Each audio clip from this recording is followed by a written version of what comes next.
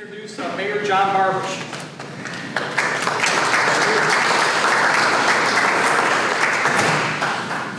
Thank you. Good evening, everybody. And just before we get started, I wanted to introduce the council members that are here in the audience. Council President Ed Levon, Councilman Ward 3, Joe Sakis, Councilman Ward 1, Tom Bogo. There's Tom. Did I miss anybody else that just walked in? Got it. Thanks, guys. And of course, we have with us the Service Director, Joe D'Ambrosia, Police Chief Randy Ice, Fire Chief Jim Powers. And being my first year, we're focusing on the levy and capital improvements. I want to just have these three gentlemen speak with me tonight. I think the most used and the most important of our departments. And again, for the sake of time, just want to focus on what's most important at this time in the year. So what we're going to do is I'm going to go through my slides, Joe, Randy, and then Jim, and then I'll come back and do a little Q&A. So just to start off, some general financial projections. Not going to get too deep on the finances until we get to the levy. But obviously a lot of variables in the budget this year. It's our first full year using RETA, and so with that they collect a lot of taxes and then they calculate refunds, some of which we don't know until the beginning of next year. We did forecast our income very conservatively, not knowing exactly what was happening with some of the businesses, when Tapestry was coming in and opening up. So we factored very conservatively, hoping for a better turnout as time goes on. And with that conservative projection, we did project a $900,000 deficit spending in 2018, and that's not debt we're accumulating. That's essentially going into our savings account. Mainly due to capital improvements. I think about $550,000, maybe $600,000 was capital improvements. That's one of the things I'll talk about in a moment. We have all of our money that comes in goes to the general fund.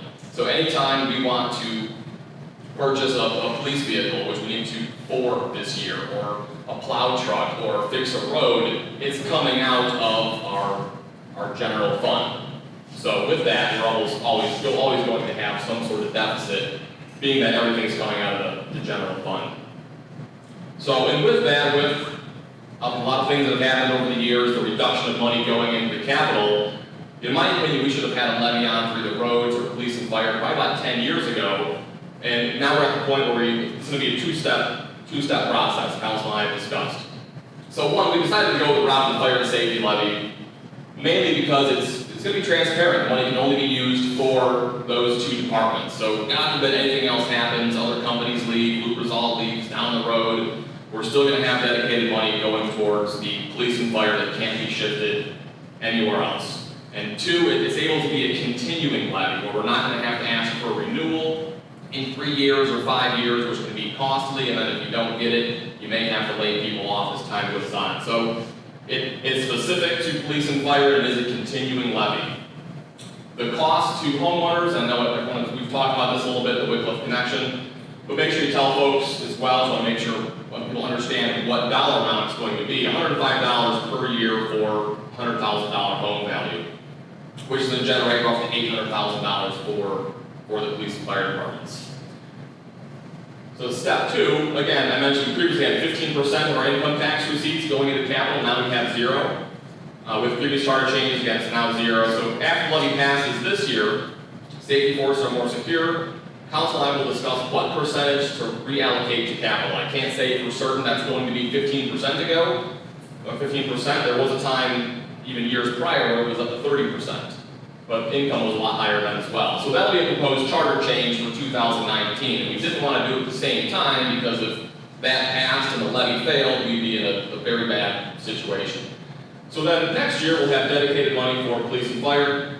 We'll have dedicated money for capital. So any roads, police vehicles, plow trucks, whatever it may be, will come from that, whatever that percentage is. It will essentially hold all of us more accountable for the money. We will have less money in our general fund to spend on general salaries, general upkeep, building maintenance. It'll have to go towards those capital improvements.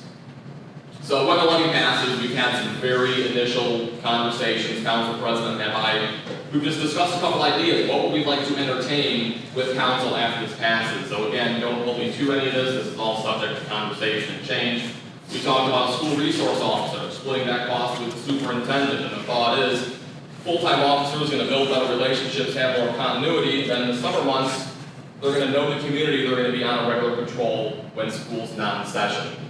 We talked about an additional detective, and then properly supporting the current staff and equipment needs. We secured a grant, I believe the fire chief's going to talk about in his presentation, which was a 3-year grant, and it diminishes as time goes on, so we're going to have an extra cost for those folks down the road, and then of course the equipment, which chiefs are going to talk about. If the levy fails, Mayor Margalis talked about this last year, possible layoffs resulting in decreased safety and services. I would say, and again, this is all speculation, I would say Ginger Pool would not open, leaf pickup service would be discontinued. And again, if you have to, I'd rather do those things than lay people off. So again, these are all possibilities if we don't have this extra revenue. Again, same conversation as last year, more revenue is needed. And again, I hope that's going to change. You know, we lost a huge chunk of our income with a large employer moving out. We're already having conversations with other employers, but those things take time. But I can guarantee I'll do everything in my power to raise our income over the next couple of years and hopefully reduce these taxes, or at least not have to ask for anything else, and we'll have more money to really put back into the roads, into the parks, into the services. So I can see us, essentially with the ADB property, I'll talk about that just real quick, it's still in receivership, still going through bankruptcy, so no one can even really do anything at this point, nobody can look at it, but people are interested. We'll know more in about 60 to 70 days, sort of what's happening, what the cost is, and then hopefully have a better idea of who's going to do what's the time frame going to be. But even if we knew now, when someone said, I'm going to buy it, I'm going to turn it into company ABC, I could take 24 to 36 months, so again, it's going to be a little bit. We can't wait for those things, and that's why we're going with levy. Talking about road repairs a little bit, we did use an outside company, which Joe will talk about, that really helped us get ahead of things. When I say get ahead of things, we're trying to catch up a little bit. We talked about a study for Lakeland Boulevard. You know, certain parts of Lakeland Boulevard are in pretty bad shape. We applied for a grant last year, but because we didn't have a specific study for Lakeland Boulevard, a lot of these grants are awarded by the study, and they give you points based on that study. So being that we have studies for Euclid Avenue, we're exploring grants, which we talked about this Monday, we're talking about next Monday again, and how to improve Euclid Avenue, since we do have a study that was done quite a while ago. Phase 1 was done maybe, 6-7 years ago. We're talking about doing phase 2, and what's phase 3 going to look like. Essentially making Euclid Avenue more walkable, trying to slow traffic down, make it more pedestrian friendly for the young families and everybody in the community that's walking around or biking, whatever it may be. So again, try to be more efficient with some of these resources and using outside companies to try to be a little more efficient when we can. Leaf pickup, I think we're going to go less times around the city this time. I think if we all work together and communicate, you know, these days, 2018, everyone's connected via some type of social media. There's no way as a community of 12,000 people, we can't change our habits overall and be a little more efficient. And what I'd like to do is essentially people need to use their Kindle bins every week. You know, one, we're not going to pick up any piles that can fit the bins. I've seen folks that'll cut their grass, pick up, you know, a sprinkling of leaves, and then dump the whole pile on the tree lawn, and then we're out there sucking up the grass clippings. Not going to happen anymore. The guys already know if they see a pile big enough to fit into a Kindle bin, they're not picking it up. And I'd say as well, even if you have a big pile, use the Kindle bin. Whatever we can reduce from these guys' work, they can stay on the roads a little more. They can clean up the parks a little more, so we less wear and tear on our vehicles. And again, we're a city of 12,000 people. I think we can all, as over time, change our habits and be a little more efficient in general. And I'd say compost and mulch as much as possible as well. I know Patty Fowler's done a wonderful job building extra classes. We had a rain barrel class. I think they did some mulching, putting your garden to bed classes. And we're going to keep doing that, trying to educate the community as a whole on how to be greener, how to be more efficient. But that's going to help the bottom line as time goes on. It's not huge, but it's a small incremental change that'll add up. Working with the Wickliffe Forever Foundation, obviously Rock the Mansion, I think a lot of folks attended that this year. It probably had 1,000 people. And that was the first time something something like that's been done, and it went off and without a hitch. It was very successful, great event, and they do a lot of good things in the community. So, in my opinion, however the city can partner with them, they're great advocates for Wickliffe.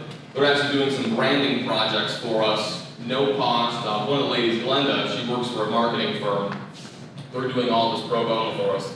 They're actually doing some across the hall as we speak. We're interviewing folks from around the community. They talked to me a while ago, talking to some of the directors, a lot of the residents, some of the council folks, and just trying to get something we can market. Everyone that lives in Wickliffe knows how awesome this community is, but you really only know that if you're from Wickliffe. People are just starting to figure that out. And we want to bring more people into the city to visit our parks, visit our restaurants, and help increase revenues for everybody.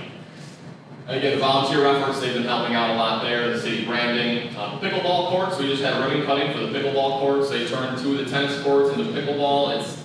It's like a mix between tennis and ping pong, big paddles and a wiffle ball.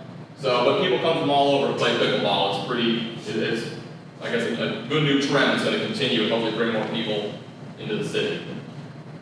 Some workflow and technology things I've been working on since I came in this year. So we can now accept credit cards, whether that's for, and it came a little bit later in the season, so people weren't able to pay for like day camp or pool passes. I don't think that was finished up until maybe July or August. But now from anything from a building permit to a pool pass, whatever it may be, you can call and pay with a credit card. I'd like to have a new website in place for the end of 2018, beginning of 2019, and then really tie everything together where you're signing somebody up for a class, whatever it is, you can do everything online, with print out forms, mail it in. So again, try to make things a little bit more efficient, make things easier for folks. Board docs, we just adopted board docs, actually just before summer recess, just started using it this past council meeting, so it's a paperless system. Again, try to be more efficient. And that link will now be on the website, and anybody can access that from their phone at any time to follow along on the meeting. And again, registration for events and sports and such, that's coming soon. Phone call contact system, same program as the school system. If anyone here is, there's 1 or 2 of the board members and the superintendents here, so I talked to Joe about this. It's the same program that he uses to do, it's almost like a reverse 911 where you sign up for phone calls, text messages, or emails, and he alerts folks if there's school closings or whatever it is. So I can now do the same thing, not yet, probably in the next couple months. I can do the same thing, or the service department can, for if there's a road closure, or water main break, or the weather's horrible and we need folks to just avoid a certain area, whatever the message is, or just a general update. Community events. I'll probably send out monthly newsletters and then use the calling and texting more for emergency purposes. So again, just trying to keep in better contact, and really all these things, I mean, there's probably another dozen items that I won't bore anybody with, but we're constantly exploring what we can do to be a little more efficient, increase technology without really increasing our costs too much. Unfortunately, everything we do does have some cost tied to it, but we have to look at the short-term investment, the long-term return on investment. So with that, I believe, mine's done, so Joe's going to switch slides. He'll go, and then we'll go through. And again, I'll come back and do some Q&A towards the end. Thank you.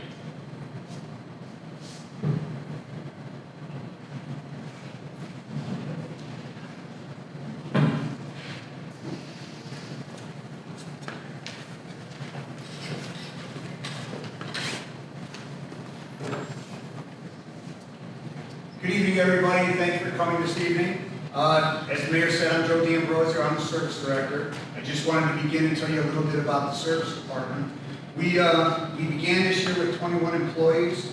18 of them are on the time clock. We have 3 mechanics, and the other 15 are our workforce that are in the field. We also have an office administrator, and my partner, Ron Strauser, and myself. We had 1 employee retired this year after 31 years of service. He was not replaced. As you can imagine, it is an adjustment. We're getting used to it. You probably noticed we don't get to things as quickly as we have in the past, but we are out there every day and we're trying to do our best. Can everybody hear me okay? Okay. As you know, we're here to talk about the levy. The safety forces levy is a big thing for the city. I'm here to talk about capital, some of the capital money that the city also needs. We all recognize the need for public safety and for the equipment that they need. What we also need to recognize is the need for capital money to help improve our infrastructure, such as our roads and sewers. Now, hey, face it, a lot of our roads are bad. Some of them are further beyond than what the service department can actually repair one shovelful at a time. So I just want to show just some of the needs and things that we've been doing with some money, but we also need more capital funds. We tried something different, and the mayor said it this year. We tried a company to come out, and they did some joint grinding for us. This is Catala. What they did is they ground all the bad joints, probably like 2 to 3 inches. The service department did the majority of the work on this. We removed the debris, put down a tack coat, applied the asphalt, and then we applied a tar to seal everything. The problem was we probably had a third of our workforce here for 4 days. The company told us it was labor intensive, but we had to find out for ourselves. So the next project we did is we had the company come out and do Harrison.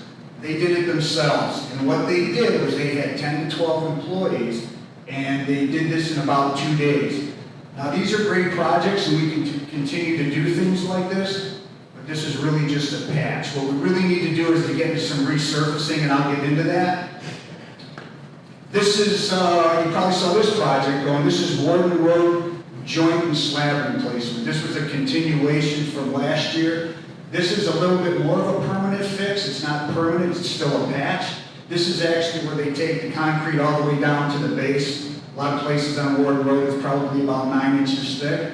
And then they go full depth on this. This actually, these two projects probably add a life expectancy to the roads, maybe 2 to 5 years. But like I said, what we really need to do is resurfacing. And if you would go look at some of the projects we just did recently, we did Sunset, that was in 2015. We did Elm Street, that was done in 2016 and 17. And 291st was also done in 16 and 17. The design life, we should get this right, Pete. The design life of pavement in Northeast Ohio is 20 years. So what we hope to do with capital money is to do some of the roads resurfacing and do it for 20 years. That's what you deserve. The patches work, but again, it's just a patch. We want to do something that's a more permanent fix. All right, we're going to talk about another part of our infrastructure, and that's our sewers.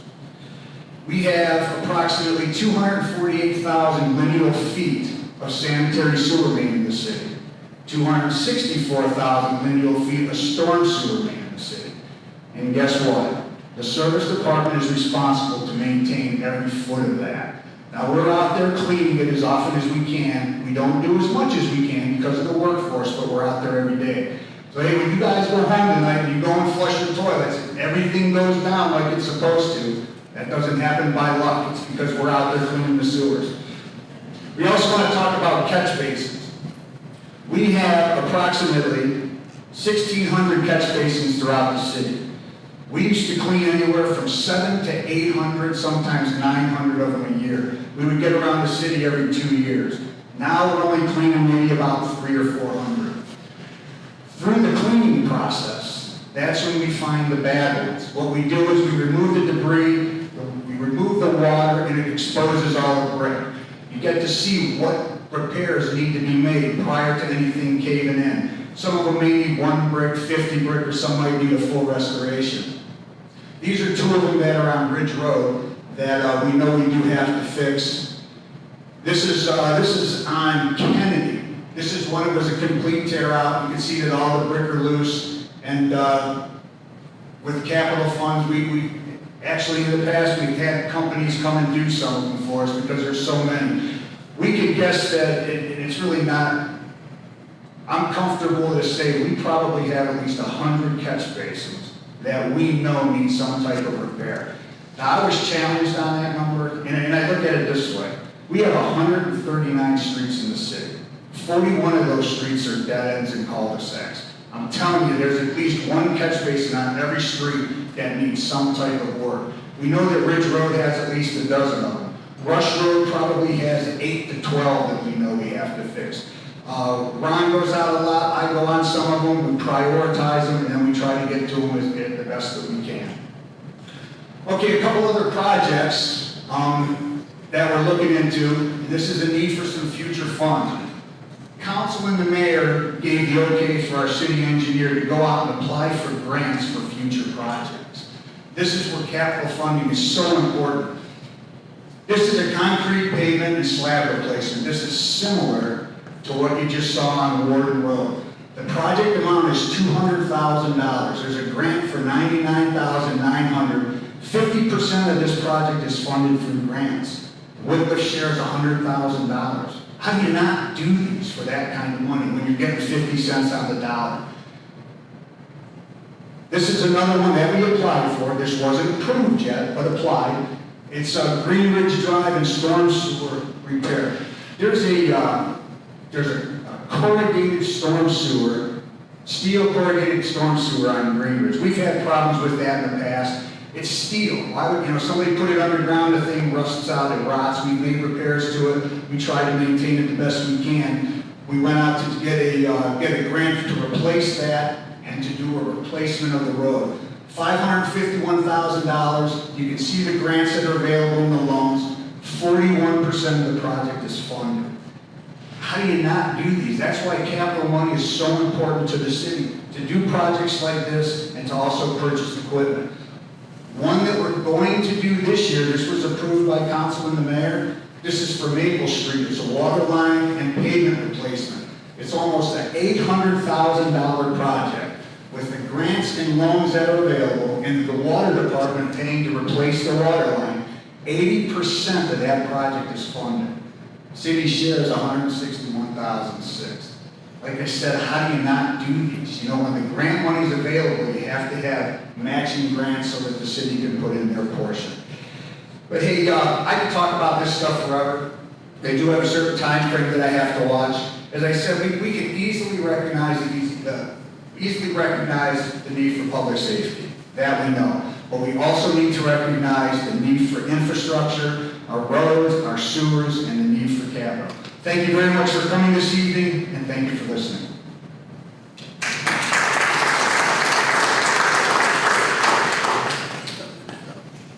Give me a minute to switch this.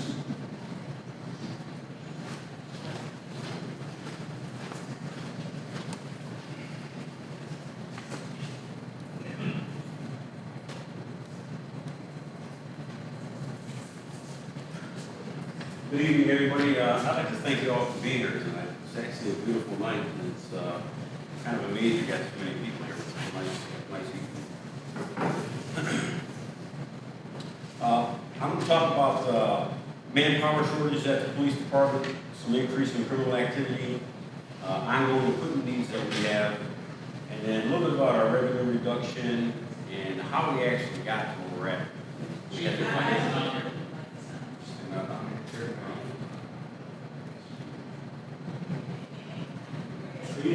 How's it? Is that better? Yeah. All right. I'm going to talk about manpower shortages, increase in criminal activity, some ongoing equipment needs that we have, and then some revenue reductions.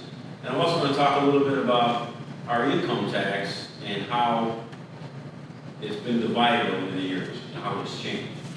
The financial challenges that we have today didn't just happen recently. This has been going on for over a decade. So I'll get to that in just a minute.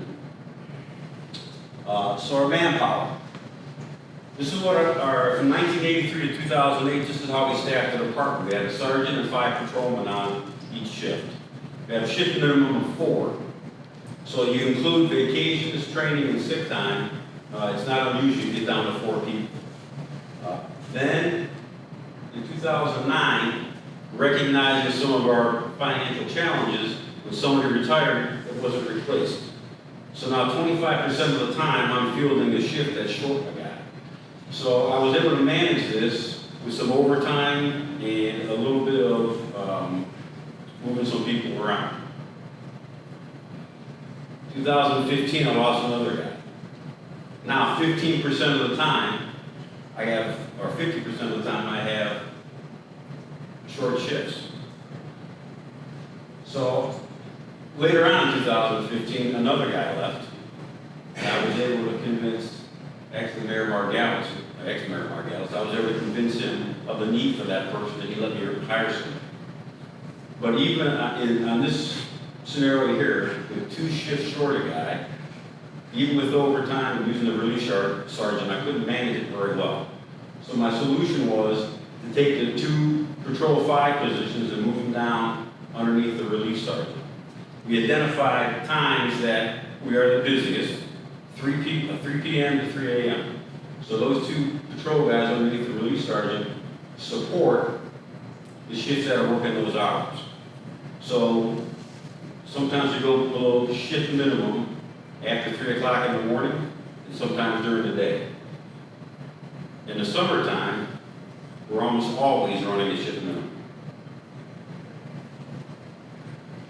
Okay, I'm keeping that in mind. Crime is increasing in the city. I just put up 4, usually we track, there's 14 categories we track from year to year. I just put up these 4. Sex crimes are up a little bit. The robberies are up. We just had, I don't know if you guys saw on our Facebook page, we had, about a month ago, we had the Sunoco gas station robbed at gunpoint, and the quality was attempted robbery and a robbery. Through DNA, through work of our detectives, we identified that person and we gave a warrant for him tomorrow. But the one that's really causing us some heartburn is the last 2 categories, weapons and narcotics. Weapons are guns used in criminal activity. So you can see in 2010 we had 3, last year we had 41. Okay. Narcotics, 108 in 2010, and then 521 last year. So I use 2012 as the benchmark. So the guns used and possessed in criminal activity have gone up over 6-fold, 650%. Narcotics up 300%. Keep in mind, my staff is going down. Heroin and fentanyl deaths are still around. 2014 we had 4, 15 we had 5, 2016 9, and then in 17 we had 12. This year we've gotten a little bit of a reprieve. As of August 31st we've had 6. So at the rate we're going now, it will certainly be less than 2017. I hope we don't have any more. But we certainly may have another 1 or 2. Just a visual for you on the chart. Yeah, jail population. Fluctuates between about 550 and close to 700. That's not that unusual, but what I want to call your attention to is the last count of felonies. In 2012 we had 63, and then last year we had 143. Felonies are serious crimes, so our serious crimes are going up. Misdemeanors are going down. Okay, high-speed pursuits. 15 years ago, we'd get involved in maybe 5 high-speed pursuits a year. Last year, we were involved in 31. This year, we surpassed that number. I've had to put additional restrictions on patrol guys for chasing after people. People don't have any respect for authority anymore. It's unfortunate. We've wrecked a couple of cars, caught a lot of bad guys, but I've had to put some restrictions on. So we're busier than ever. The labor agreement. The reason I put this up here is last year the city asked for an income tax increase. It was voted down by the residents. And during that time period, somebody had mentioned to me, well, of the employees doing it. Well, the answer to that is yes. The police department's had a contract since 1984. The contract that they're currently on, the 3-year contracts, they've received the smallest, they got a raise, but it's the smallest raise over a 3-year period that they've had in 34 years. So our employees recognize the financial challenges that we're having and accept a lesser raise. SRO, the mayor mentioned that. I've had some conversation with Mr. Spicia. The school board would like to have a full-time police officer as an SRO. During our discussions, first we have 2 SROs now that service the schools from a regular shift. That's really inefficient. There's no continuity. So the school board and Mr. Spicia would like to have, somebody up there on a regular basis.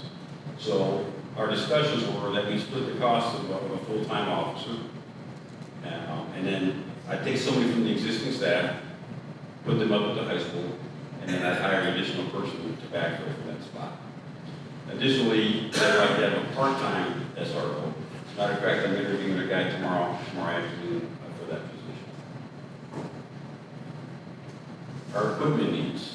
Every year we need, the police department needs between $150,000 and $200,000 like as recurring costs, just for vehicles and for computer needs. Vehicles eat up probably 80% of what we need every year for equipment. 2016, we didn't buy any police cars. That was the first time since I've been here, over 30 years, that we didn't do that. We're paying the price now. The cars are in terrible shape, although we have 3 new ones coming. In addition to our recurring fees or needs, we have some oddball things that pop up. And this is popping up right now, PSAP, which is our 911 computer. Every time you dial 911, it goes to a computer system. The one we have now was purchased in 2008. It's 10 years old, and the company that manufactured it was actually sold to some company out in South Dakota. In July of 19, they will not support it anymore. So we need to purchase another one. That's $300,000. So every now and again, we get these oddball things that pop up. I want to talk a little bit about our income tax distribution to kind of give you a little bit of an idea of how we got to where we're at right now, why we're asking for money, why we asked for money last year. Most of the lion's share of the money that the city receives from the general fund comes from income tax. Okay. Prior to 2007, 68.75% of our income, our income tax revenue was the general fund. General fund supports police, fire service, all the things that city operations.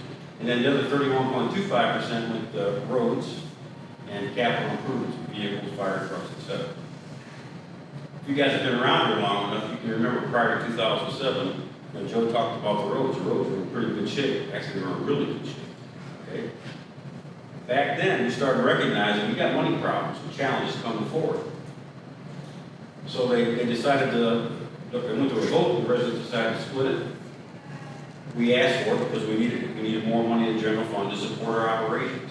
So it went to 80-20. Even at 80-20, the roads were still in pretty good shape. And we were able to support police and fire and service.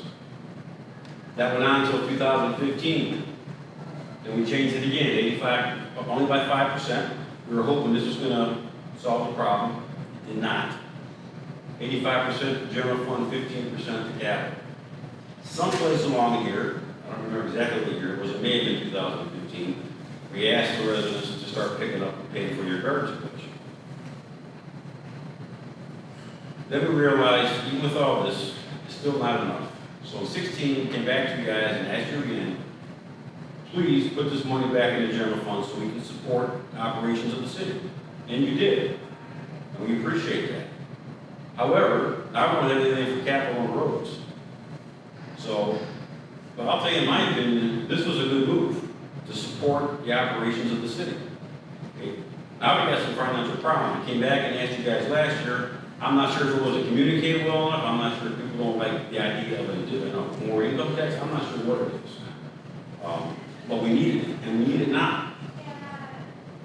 So this is the city's effort over the last 10, 11 years to shuffle money around and not ask you for more money.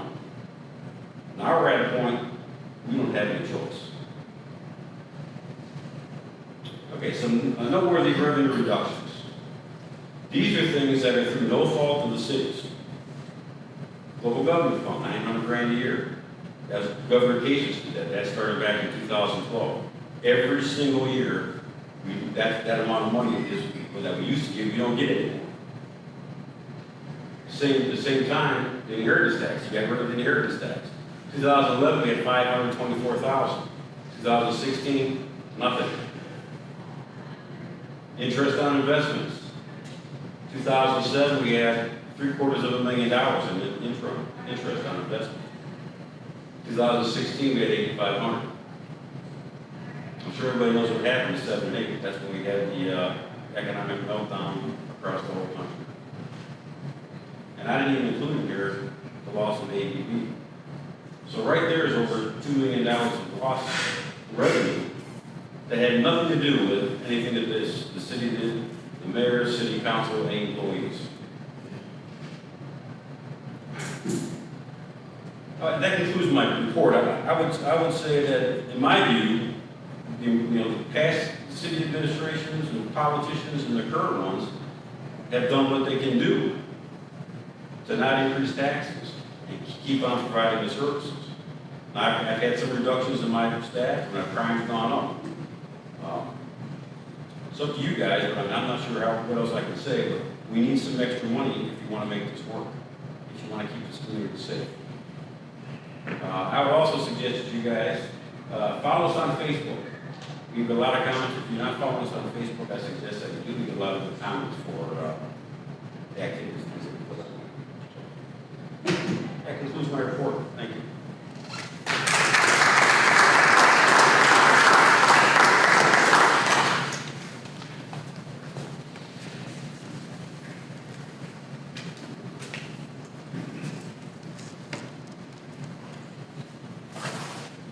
Good evening, everyone. I'm going to try to wrap this up. I think it may be a little redundant, but I'd like to just talk about a couple things.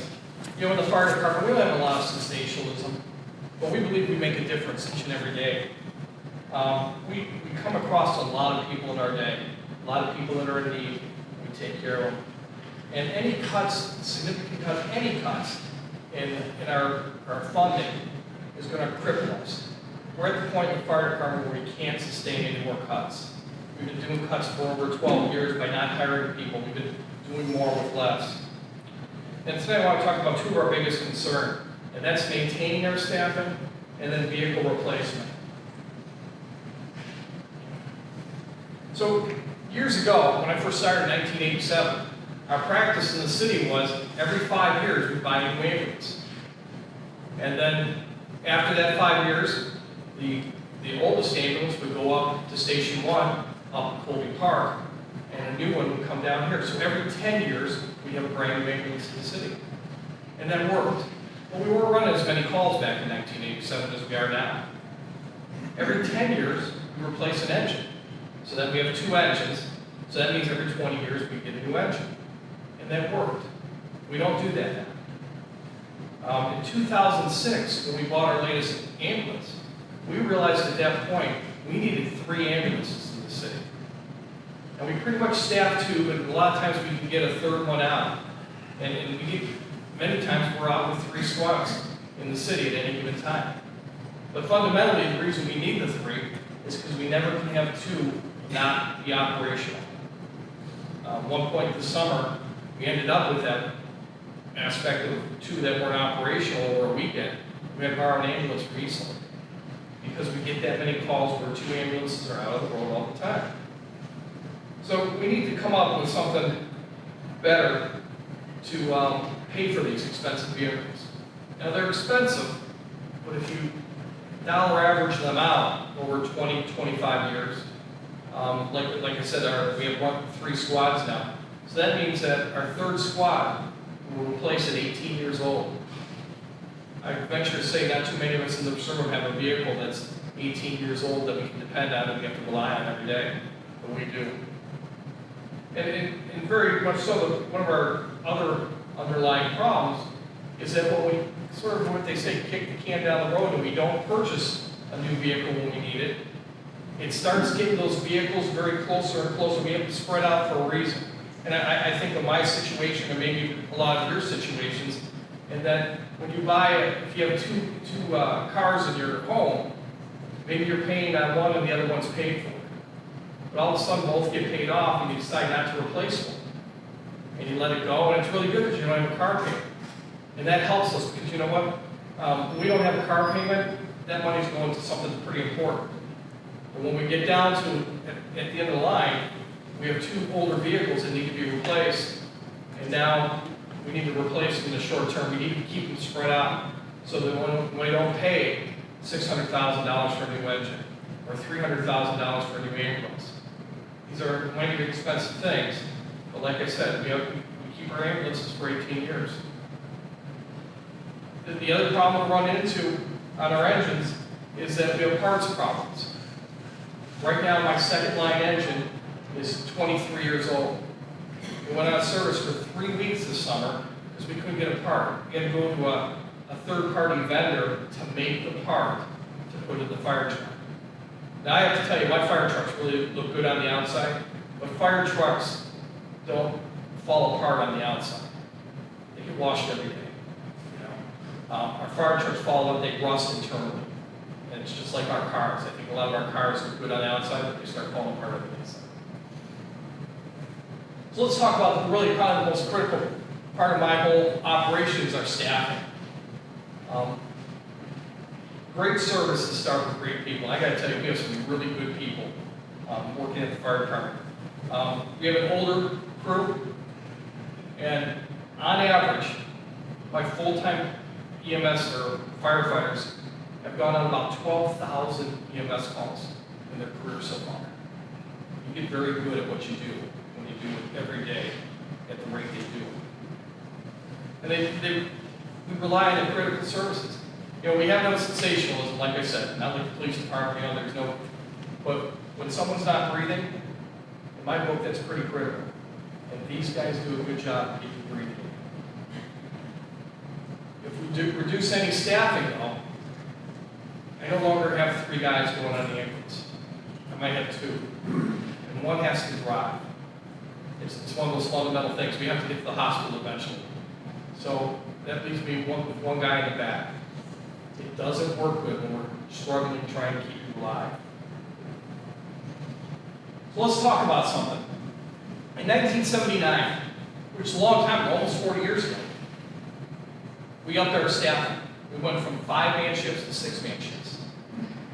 Okay, so what's changed since 79? Federal regulations, I tell you, I have to follow so many federal regulations, it's bothersome. Unfunded mandates, I think we've all heard that term. The state of Ohio is great with those. I have to comply to so many things, they don't give us extra money to comply with those. Training requirements. When I first became a paramedic in 1984, I had 350 hours of training, and they called me a paramedic. My young kids now that are becoming paramedics have 1,000 to 1,200 hours of training. Now, there's reasons for that, right? They're better. They're better at it. They're better prepared. All their training, the fire training. My initial fire training course was 120 hours. And now, you know, we're at 280 hours for initial fire training course. So those are training requirements. And then we have recurring training requirements that we have to deal with almost every day to meet our standards. Vehicle standards. I'll show you a picture in a minute of a vehicle. Vehicles, they're expensive because they put the most and best, safest equipment into those things, and to protect our people. EMS procedures, you know, back in 1979, the procedure was to drive as fast as you can and get to the hospital. Now, our guys have everything available to them that you can find in an emergency room. They do 12-lead EKGs and can determine if you have a blockage. And if we find out that you have a blockage in one of your arteries, we can call the hospital, and they will be ready on standby. And within 60 minutes, that blockage is cleared. It's a great system we have, and we need people to do it. Communicable diseases. There's a lot of them out there. We expose our firefighters and paramedics to those every day. We didn't have as many in 79, I got to tell you, nowadays there's a lot. Community outreach. We weren't going outside and helping local businesses with fire extinguisher training. We weren't doing CPR training back then. We do that now. We do a lot of other things. We reach out to the schools. Hazardous materials. Our team, we belong to a county team, and one of the biggest units in the county is housed right here in Wickliffe. Last Tuesday, we had to go through a state retyping and re-verification. And we were re-verified as a type 1 team. Doesn't mean much to you, but what that means is there's only 11 in the state of Ohio. That's the highest caliber in the nation, and actually FEMA is the one that develops those standards, and we meet those standards. The elderly in the home. You know, we have such an elderly population in the home, and that's great. And they rely on us every day. We didn't have that in 1979. 1979 was a very young community. We have a lot of people going home with complicated medical issues, very complex medical issues, because insurance companies don't keep people in the homes or in the hospitals anymore. So we're faced with those. Even the number of nursing homes or assisted livings. 79, we only had one, it's Wickliffe Country Clubs. Okay, now we have two additional, or one additional, and one soon to open. It's going to be a very nice one in Tapestry, down in Euclid Avenue. That has impact on us. That makes us run more calls. We have a lot of residents who call us that don't have insurance. They call us for help. Hey, can you take a look at us? Can you see what's wrong? We can offer them assistance, but they don't want to go to the hospital because they don't have insurance. And I know there's federal laws that say they're supposed to have insurance, but let me tell you, they don't. And then mental health. 1 in 4 people in this country have a mental health issue. And we see that, as well as the police department too. We see that all the time. We have to deal with those. And finally, as Chief Ice says, while they're dealing with the drugs, we're also dealing with the drugs.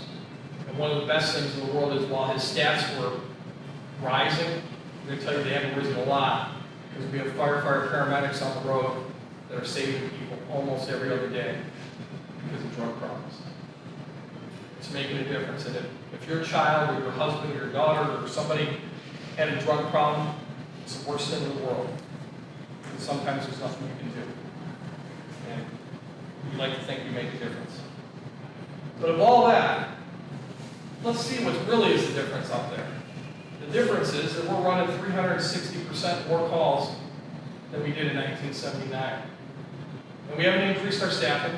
Matter of fact, if you look at it, we've decreased our staffing. And just to 6 months ago, that number in 2018, we only had 18 career personnel. All right. So we've been doing it. We've made those cuts because we've been running more calls than we ever have. More complex, complicated calls. So this is our first original engine we had in the city, 1924. Very proud day from what I've read in this when this new engine came in. The point of this is, though, the city was very well off in years past. And over the years, everything's been able to work. We've been fortunate. We can't afford to make any more cuts anymore. We're not at that point. When they say we'll try to cut back some more, there's nothing left to cut.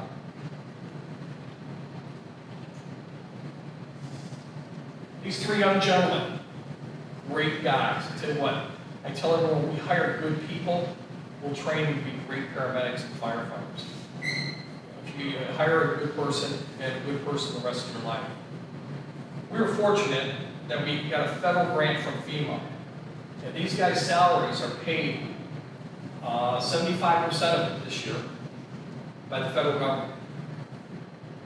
And we applied for that in 2016. We all know how the federal government works. It works slow. We didn't get approval until 2017.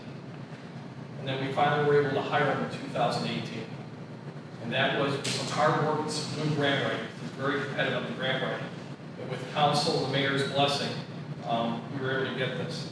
Those were the first new hires in over 11 years. We haven't been replacing retirees. What it did for us is we were working guys in excessive overtime. And, you know, guys like the money for a while, but we were working guys constantly on 48 and 72-hour shifts. That's a long time to be working.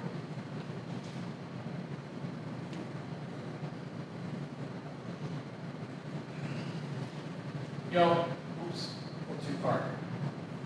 It's our privilege to take care of you on your worst day. I don't think many of you open your doors to a stranger and just let us in. But you do when the firefighters show up. You don't think anything of it. And that's probably one of your worst days. You don't know how often we go to calls where somebody says, I've lived in the city for 70 years and I never called for you. Think about what that individual has paid in taxes and support in the city and through the community and everything. They never called us. And they feel bad that they called us. But on your worst day, you may be experiencing a heart attack. You're having heart problems breathing. And you're just hoping, boy, I hope somebody gets there. You may be experiencing watching a young child have an asthma attack. If you've never seen that, it's terrible as a parent. Or maybe you're watching your wife as you drink your coffee in the morning and start having a stroke and you don't know why she's not communicating.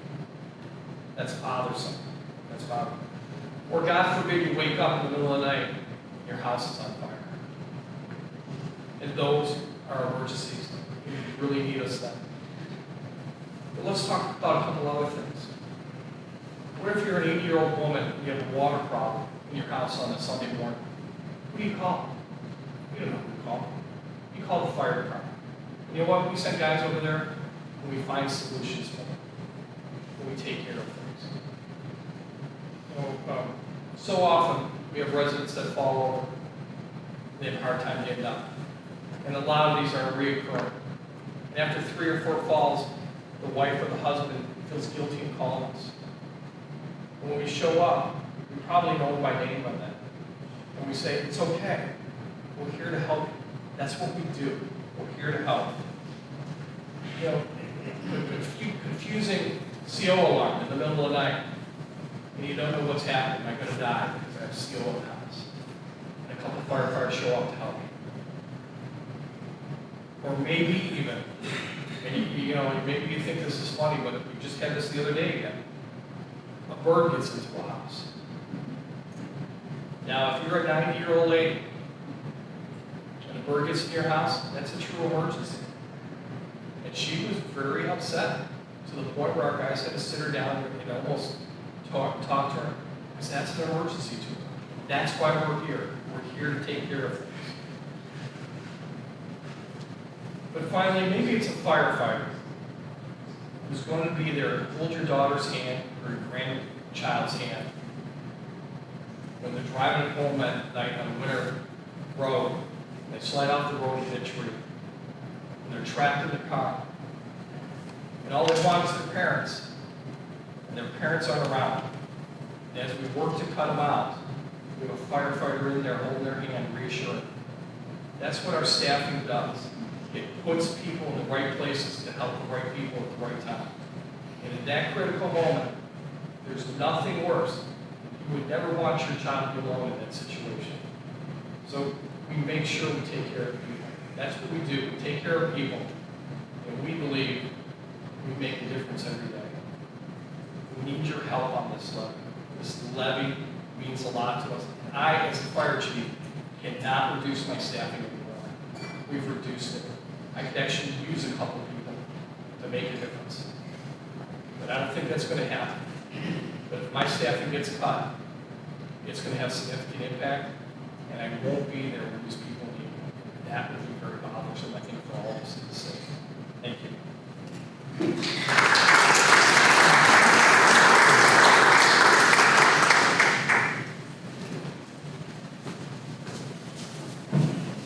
All right, that is it for the slides. And again, I want to thank these guys and everyone else in the city, all the city administrators, all the city employees, for everything they do. There's so much that we don't even see, that we don't even notice, that they're doing day in, day out to make sure we have a clean, safe community. I didn't notice catch basins before I was the mayor, and now I notice every single catch basin, every single road. A lot of times I'll just drive around and keep an extra set of eyes on things as well, and of course communicate that with Joe. So it's just about 8 o'clock here. I said there'll be some Q&A, so I want to open up for some questions. I don't know how long we'll go, maybe 15 minutes or so. I can speak up a little bit. Anybody have any questions? Yep. From the service report, the projects that there was a loan component. Okay, yep. Okay, does the city have to repay that loan? Yes, but it's Yeah. an interest-free loan. Correct. One of the terms, that he's our city engineer. Do you know the length of those loans? As long as we want it. Okay. Yes. So again, we don't want to incur ridiculous amounts of debt. We want to spread that out a little bit as well. So yeah, interest free and 200 years per se, 50 bucks a month. When you were running for office, you said that if we if you were elected, in 18 months, you would fill up 20% of the empty buildings on Euclid Avenue. It's Correct. about halfway. How is that going? Well, a little slow, and I was just talking to someone about that earlier. There's one building, for example, next to Lino's, that's 3 or 4 storefronts.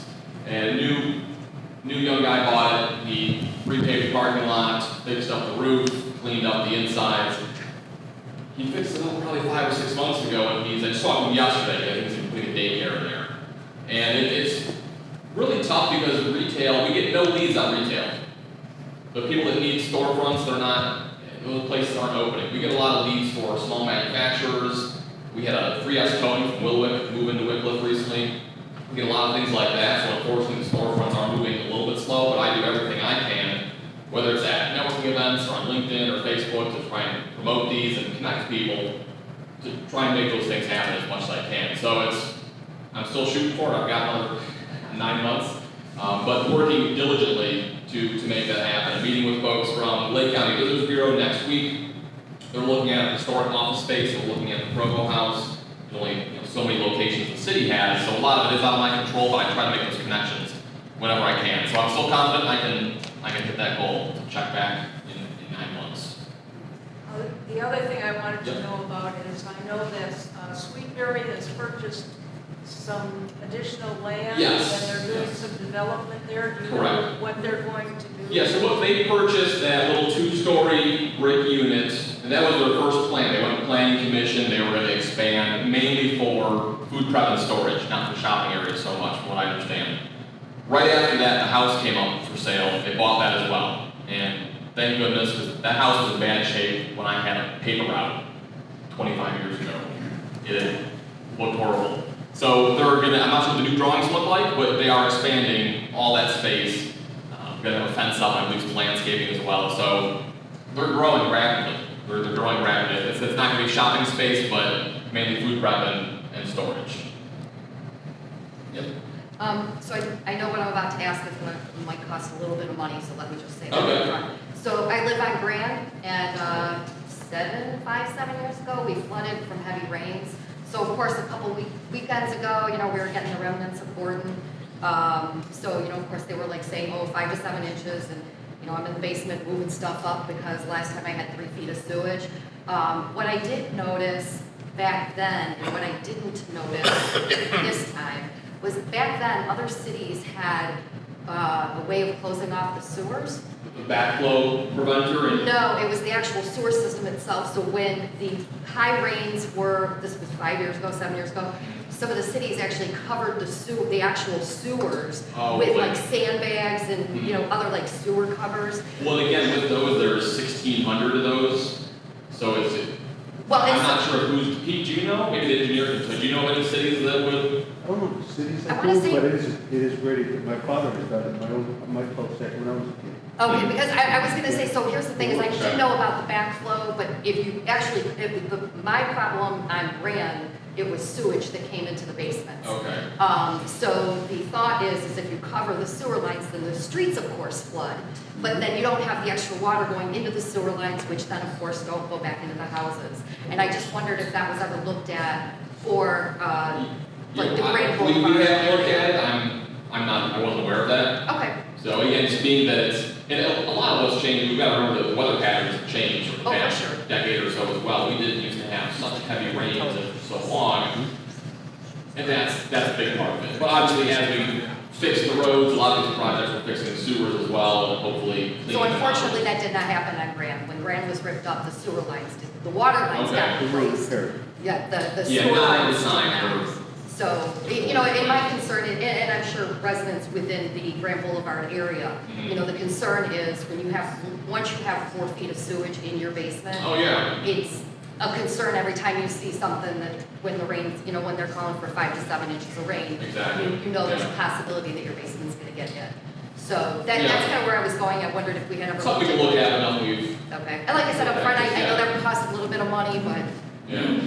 Nikki, you have a question? Yeah, I know at one time we were talking about sharing an economic developer. Yes. So Monica, she started about a month ago. Awesome. How much time do we get of her? Like, how much of her do we get? It's there's no really set schedule. I mean, she's in City Hall at least once a day. I mean, once a week. Because she's working with, so for those who don't know, and I apologize, again, there's so many little things that we're working on, I could have been up here for hours. So Monica Drake, she's the new Economic Development Manager, Coordinator for Wickliffe, Willowick, and Kirtland. Went through quite a few interviews.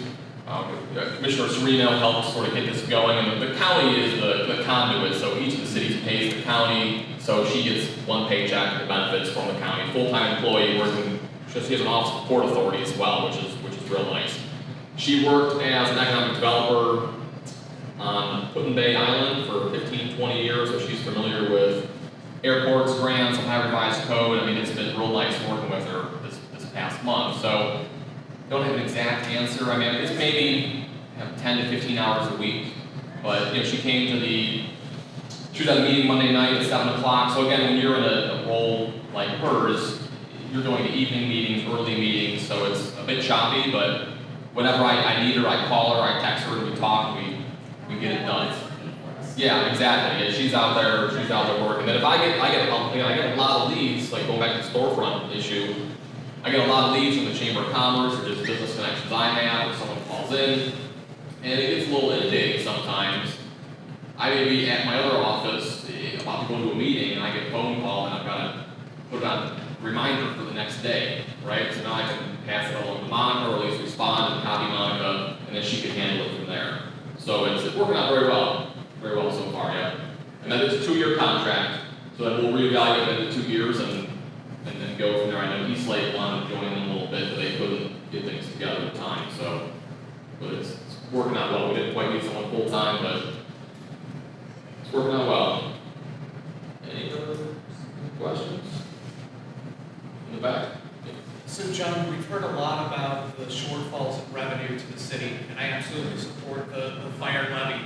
What I haven't heard a lot of, and we've just got a little bit of it, what are you doing as, you had described yourself as the chief salesperson for the city when you're campaigning. What specifically are you doing to bring more revenue into the city, either in terms of tax dollars, new businesses, income tax from new business? What are those efforts to try to A, replace ABB and also diversify with more businesses coming into Wickliffe? Because as we know, that's where the tax base will really be strong, and the more business you have coming in, it's sort of that two-edged sword, right? It's business and residents, but bringing more businesses in will help increase population. Yes, of course, and it's putting myself out there, meeting as many people as possible, building relationships with the current business community, seeing what they need, what I can help them with, who's expanding, and the county does some of that as well, business retention calls. So I'll meet with folks at Lubrizol, folks at PCC Airfoils, Bill Snow at Rad Air, and just talk about how we won. That's sort of the basics of maintaining that relationship we have. And as leads come in, we're sitting down talking to folks. The Chief and I, Chief Powers, met with folks from university hospitals a few weeks ago. They're looking at possibly having a small family practice somewhere on the western side of Lake County. They'd love to have a presence in Wickliffe. So then with that, we're putting things together, we're discussing where they could go, what they're looking for, and a lot of it takes quite a while, so it's not necessarily sitting there, not to say I'm not making phone calls, but you're not going to be cold calling on business saying, hey, do you want to move to Wickliffe? Because businesses don't move unless they're growing and they've outgrown their location, or they're moving for some strategic location or some strategic reason. So you're talking to as many business owners as possible, trying, if I know they're in the market for a location, trying to, again, just find whatever their pain points are, and then figure out how we can solve that with the properties we have. Again, our properties are limited, so it takes a little bit longer. One thing, reviewing contracts that we've had in the city, a lot can't be, that's why I looked at the NOPEC contract earlier in the year. Very good rates, but whatever we were discussing, it reduced the kilowatt hour by a fifth of a cent per hour. I think they were able to do nothing huge. But as the bottom line, we're reviewing the Kimball contract right now. The law director going to be proposing a change to council. Hopefully in 2 weeks, if not 4 weeks, it'll save the city about $25,000 a year. So on the flip side of bringing businesses in, which I think takes quite a while, trying to review contracts and save money however we can. We were printing pay stubs, we're not doing that anymore. Again, that's not huge, but a lot of incremental things that are adding up. We're using no-pec grants for energy efficiency, trying to reduce our bills. But I go to a lot of networking events, meeting business owners, events with the county. So we know if someone's leaving Painesville or someone's leaving Mentor, we try to keep them in the county. So really, I've been putting myself out there as much as I can, connecting with as many people as possible. Probably the first month I got in, I called the McDonald's Corporation. They have the old McDonald's. They had an old sign up on Euclid Avenue across from Ganley. They cleaned it up a tiny bit. They put up a new sign, had a realtor on it, so they got it listed at least, shared that information. And again, some of it I can only take it so far. And then got them to consider lifting the deed restriction. If anyone knows, there's a McDonald's franchise and then McDonald's Realty Corp. They're separate entities. McDonald's is a real estate company that sells hamburgers and French fries. So they have deed restrictions on all the properties. They won't sell that to anybody who is a direct competitor.